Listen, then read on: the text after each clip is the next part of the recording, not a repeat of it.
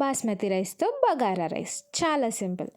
ఇక్కడ నేను 2 glasses of basmati rice తీసుకున్నాను. వాటిని కడిగి పక్కన పెట్టుకోండి. ఒక గిన్నెలో 2 పావుల నూనె వేసుకొని జీడిపప్పు ఆప్షనల్ వేయించుకొని పక్కన పెట్టుకోండి. అందులోనే బగారా ఆకు, లవంగాలు, ఇలైచి, మిరియాలు, సాజీరా, పచ్చిమిర్చి, వెల్లుల్లిని కచ్చపచ్చగా దంచి వేసుకొని వేయించుకోవాలి. ఆ తర్వాత బఠానీలు, క్యారెట్, పుదీనా, కొత్తిమీర వేసి ఒకసారి అలా కలిపేసి కొంచెం వెల్లుల్లి పేస్ట్, తగినంత ఉప్పు, ధనియా పౌడర్ వేసుకొని అలా కలుపుకొని తగినంత వాటర్ వేసుకోవాలి. అంటే ఇక్కడ నేను 2 గ్లాసెస్ ఆఫ్ రైస్కి 3 గ్లాసెస్ ఆఫ్ వాటర్ యూస్ చేసుకున్నాను.